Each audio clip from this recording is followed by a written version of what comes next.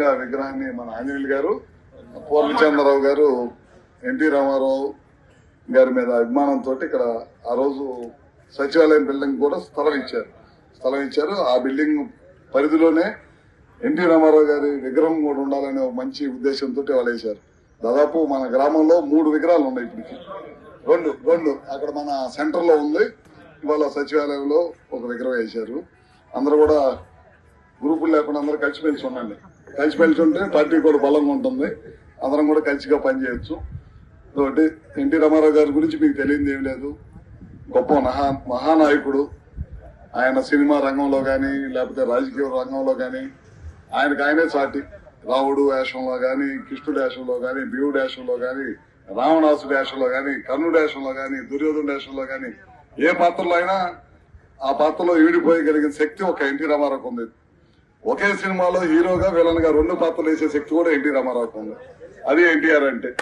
అదే కాకుండా తర్వాత రాజకీయ రంగంలోకి వచ్చారు. రాజకీయంలోకి రావడానికి కారణాలు కూడా మీ అందరికి తెలియదు కాదు. ఆ రోజు ముఖ్యమంత్రి అంజయ్ గారు అనుకుంటా, అంజయ్ గారికి ఒక ముఖ్యమంత్రి హోదాలో రాజీవ్ గాంధీని రిసీవ్ చేసుకోవడానికి వెళ్తే కనీస గౌరవం కూడా ఇవ్వలేదని చెప్పి ఉద్దేశంతో ఆయన బాధ చెంది అసలు తెలుగువాడికి గౌరవం లేకుండా పోయింది. తెలుగువాడు అంటే గౌరవం లేదు ఈ రాష్ట్రంలో. తెలుగువాడికి గుర్తింపు లేదు. తెలుగువాడు అనేవాడు ఒకడు ఉన్నాడనేది గుర్తింపు లేదు. మన మెడ్రాసీలు వాళ్ళు అనేవాళ్ళు, మెడ్రాసీలు కూడా అనేవాళ్ళు. అప్పుడు అది ఆయనకు రుచించరా ఎన్టీ రామారావు. మన తెలుగువాడికి గౌరవం దక్కాలంటే పార్టీ పెట్టాలని చెప్పి పార్టీ పెట్టడం, 9 నెలల పరిధిలోనే అధికారంలోకి రావటం. ఆ రోజు ఎన్టీ రామారావు గారు, మేము చిన్నపిల్లలు, మాకు ఎన్టీ రామారావు గారి గురించి చెప్పే అంత అనుభవం, అంత వయసు మాకైతే లేదు. వాస్తవంగా పెద్దలు చెప్పే మాట వింటాం మేము కూడా. ఒకసారి చూసే పెదరాంతో పాటు వెళ్ళి, అప్పుడు దాకా నాకు ఎన్టీ రామారావు గురించి కూడా తెలియదు. కానీ ఆయన పార్టీ పెట్టడం, 9 నెలల్లో అధికారంలోకి రావటం, అధికారంలోకి వచ్చిన తర్వాత కాంగ్రెస్ లో అప్పుడు పెద్దలందరూ కూడా హేళన చేశారు. ఎన్టీ రామారావు ఈయనేదో సినిమా వాడు, ఈయనకేం తెలుసు పరిపాలన అంటే. అందరూ మాటలకి ఆశ్చర్యం కలిగించాడు. ₹2 కిలో బియ్యం తీసుకొచ్చారు. ఆ రోజుల్లో చాలా మంది తక్కువ వరానం తినే ప్రజలు చాలా తక్కువ మంది ఉండేవాళ్ళు. ఆ రోజుల్లో ₹2 కిలో బియ్యం తీసుకురావడం అంటే సామాన్యమైన విషయం కాదు. ఆ రోజు చాలా పెద్ద కార్యక్రమం చేశాడు. దేశ ప్రజలు అందరూ కూడా ఆశ్చర్యానికి పోయారు అనమాట. ఎన్టీ రామారావు గారు ₹2 కిలో బియ్యం ఇస్తున్నారంటే అదొక సెన్సేషన్ అయిపోయింది. ఇవాళ కూడా ఏ ప్రభుత్వాలు, కాంగ్రెస్, తెలుగుదేశం ఎవరు వచ్చినా సరే, ఏ ప్రభుత్వాలు వచ్చినా, ఏ ముఖ్యమంత్రి వచ్చినా సరే ఆ పథకాన్ని తీసేసే ధైర్యం లేదు. కొనసాగిస్తానే ఉన్నారు. నేటికి కూడా కొనసాగిస్తానే ఉన్నారు. అలాంటి గొప్ప కార్యక్రమం తీసుకొచ్చాడు. అప్పటిదాకా మనకు గుడిసెలు ఉండేవి. పక్కా ఇల్లు, ఎండాకాలం వస్తే గుడిసెలు తగలబడతా ఉండేవి. కొన్ని వేల మంది ఇల్లు లేక నిరాశలు అయ్యేవాళ్ళు. ఇట్లా నిరాశలు అవుతున్నారు. ఇది కాదు, పక్కా ఇల్లు కట్టాలనే ఉద్దేశంతో ఆ రోజు పక్కా ఇల్లు కట్టించే కార్యక్రమం. ముఖ్యంగా మహిళలకు సమాన హక్కు కావాలి, పురుషులతో పాటు మహిళలు కూడా సమానంగా ఎదగాలి ఈ దేశంలో అని చెప్పి ఉద్దేశంతో మహిళలకు ఆస్తుల్లో సమాన హక్కు గీయటం. ఇవాళ రెసిడెన్షియల్ స్కూల్లో పేద పిల్లలు చదువుతున్నారంటే ఆ రోజు రెసిడెన్షియల్ స్కూల్స్ అనేది తీసుకొచ్చింది ఎన్టీ రామారావు గారు. ఇట్లా 1 కాదు 2 కాదు చెప్పుకుంటూ పోతే ఎన్నో గొప్ప కార్యక్రమాలు, ఆయన మదిలో పుట్టిన కార్యక్రమాలు. ఇవాళ చెప్తా ఉన్నారు సంక్షేమ కార్యక్రమాలు మేమే తీసుకొచ్చాను. కాదు, ఆ రోజు ఎన్టీ రామారావు గారు తీసుకొచ్చారు సంక్షేమ కార్యక్రమాలు. రైతులకి ₹50కి హౌస్ పవర్ ఇచ్చే కార్యక్రమం కానీ ఇవన్నీ కూడా ఆయన టైంలోనే స్టార్ట్ అయినాయి అనమాట. ఇట్లాంటి ఎన్నో మంచి కార్యక్రమాలు తీసుకొచ్చాడు మహనీయుడు. ఆయన చనిపోయినా సరే దాదాపు 30 సంవత్సరాలు అయింది చనిపోయి. నిన్న చేసుకోవాలి మన కాన్స్టిట్యున్సీలో. కానీ నిన్న నేను బాపట్ల, చీరాల, పర్చూరు, ఈ కాన్స్టిట్యున్సీలు చీరాల కాదు, పర్చూరు, బాపట్ల అటుపక్క ప్రోగ్రాంలు ఎప్పుడూ అడిగారు. ఒక 7 నెలల కిందట కొత్తగా విగ్రహావిష్కరణ పెట్టుకున్నాం మీరు రమ్మని. బాపట్ల అయితే మన గవర్నమెంట్ లేనప్పుడు ఎన్టీ రామారావు తల వరకు తీసేశారు. ఆ ఊరు ఎప్పటి నుంచి అడుగుతున్నారు, నిన్న మీరు రావాలి, మీరు వచ్చి చేయాలంటే. అందుకని ఆ ఊరు వెళ్ళటం వల్ల రాలేకపోయాను. అందుకని వాళ్ళు మన గ్రామంలో పెట్టుకోవాల్సి వచ్చింది. ఇట్లా అన్ని కార్యక్రమాలు ఎన్టీ రామారావు గారు తర్వాత,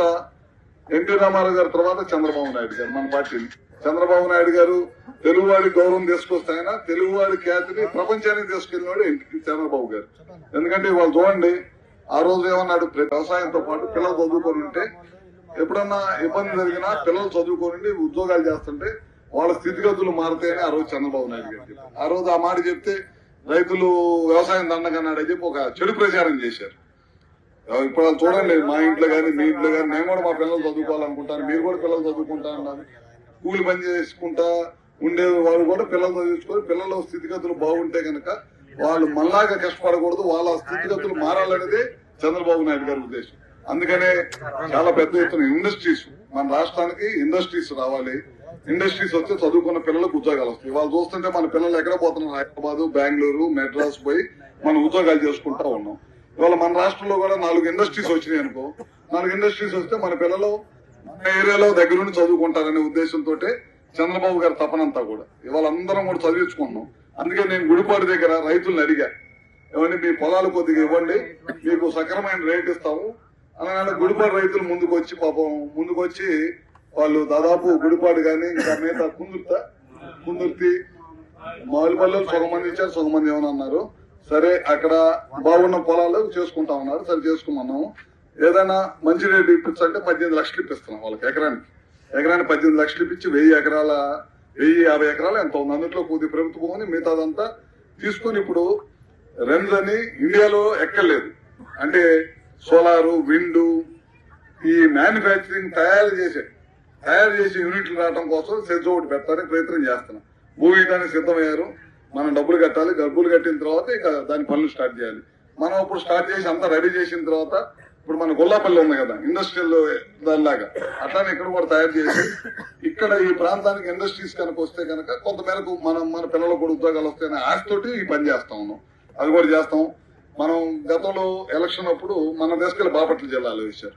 బాపట్ల జిల్లా వేస్తే ఆ రోజు మన వాళ్ళందరూ కూడా పోరాటం చేశారు. మన ఇక్కడ సొంత బాలు నుంచి బాపట్ల వెళ్ళాలంటే 2 బస్సులు మారాలి, చాలా ఇబ్బంది అవుతుందని చెప్పి అప్పుడు ముఖ్యమంత్రి గారు ఆ రోజు మన లోకేష్ గారు వచ్చే రోజు ప్రామిస్ చేశారు. చేయటమే కాకుండా మనం రెవెన్యూ డివిజన్ అంటే మనకు రెవెన్యూ సమస్యలు ఏమైనా ఉంటే మనం ఒంగోలు పోవాల్సి వస్తుంది. మన అద్దంకి రెవెన్యూ డివిజన్ ఇచ్చారు. ఈ 2 మన గవర్నమెంట్ వచ్చిన తర్వాత చేసాం. తొందరలో ఆ గుడిపాటి దగ్గర అది కూడా స్టార్ట్ చేపిస్తాను. గ్రామీణ ప్రాంతాల్లో రోడ్లన్నీ వేస్తున్నాం. ఇప్పుడు నేను వస్తా రోడ్డు చూసా, 1 కిలోమీటర్ బాగాలేదు, అడిగారు శానిటైజ్ చాలా రోజులేదు కదా, మనం ఇంకా వేయాలి. ఎవరు మన కాన్స్టిట్యూన్సీ ఆయన ఏది ఇంకా వేయలేదు అన్న. ఇప్పుడు ఆ బ్రిడ్జ్ కడుతున్నాయండి. నిన్న వల్లపల్లి దగ్గర బ్రిడ్జ్ కట్టాడు. ఇప్పుడు ఆ బ్రిడ్జ్ ఏదో సరిగ్గా వాళ్ళ పోయిన గవర్నమెంట్ లో డబ్బులు ఇవ్వాలి. 2014-19 మనం శాంక్షన్ చేయించాం. గొల్లకమ్మ మీద బ్రిడ్జ్ మనకి దరి కాన్స్టిట్యూన్సీకి ఇబ్బంది లేకుండా ఆ బ్రిడ్జ్ ఉంటే తక్కువ డిస్టెన్స్ అయితే శాంక్షన్ చెప్తే గడిచిన 5 సంవత్సరాలు ₹1 పని కూడా చేయకుండా పక్కన పడేశారు. మళ్ళీ ఇప్పుడు ఆ బ్రిడ్జ్ ని స్టార్ట్ చేయమని చెప్పారు. స్టార్ట్ చేయండి, డబ్బులు ఎక్కడొకట నేను మంత్రి గారినో ముఖ్యమంత్రి గారిని అడిగి డబ్బులు తెచ్చుకున్నాం, స్టార్ట్ చేయమన్నాం. అది అయిపోగానే దీనికి కూడా ₹1 డబ్బులు వచ్చి ఉండే. మీరు చేసుకోండి. ఇప్పుడే ఈ గారితో మాట్లాడా, డబ్బులు ఇప్పించి అలవలేదు కదా, పని ఎందుకు చేయలేదంటే చేస్తాం సార్ అన్నాడు. ఏదో చిన్న పని ఉంది అన్నారు. దాదాపు మన కాన్స్టిట్యూన్స్ లో ఈ సంవత్సరం 8 నెలల్లో ₹90 కోట్ల తెచ్చారు రోడ్లకి.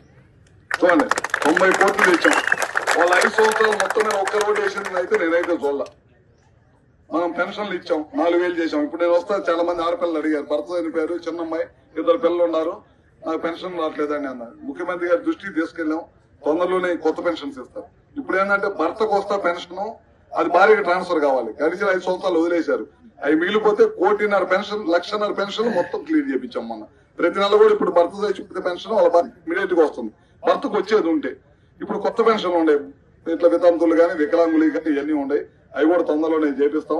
ముఖ్యమంత్రి గారు కొద్దిగా గడిచిన 5 సంవత్సరాలు ప్రభుత్వం విపరీతంగా అప్పులు చేసి వదిలిపెట్టడం వల్ల చేయలేకపోతున్నాం. ఇప్పుడు కూడా మిగతా కూడా చేపిస్తాం.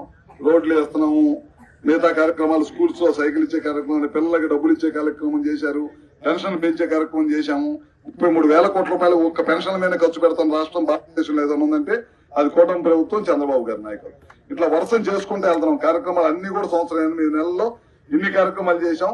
ఇంకా చేసినా సరే చేయాల్సి ఇంకా చాలా ఉన్నాయి. అన్ని కూడా చూసా తప్పకుండా వర్షం ఫైనాన్స్ డబ్బు కావాలి కాబట్టి ఆ సౌలభ్యం రాగానే తప్పకుండా చేపిస్తాం. అట్లానే మనకి ఏల్చూరులో 132 kV సబ్స్టేషన్ శాంక్షన్ చేయించాం. ఇప్పుడు 11 ఎకరాలు ఏమో కొన్నాం, మన గవర్నమెంట్ తరఫునే కొన్నాం. కొన్ని ఇప్పుడు తొందరలోనే టెండర్ పిలిచారు, తొందరలో స్టార్ట్ చేస్తారు. అది వేస్తే ఇంకా కరెంటు సంబంధించి ఇంకా సర్దాపురం, కొప్పరం దగ్గర అయితే సైట్ దొరకపోతే సర్దాపురంలో దాదాపు 33/11 kV 4 కోట్ల మీద కడుతున్నాం.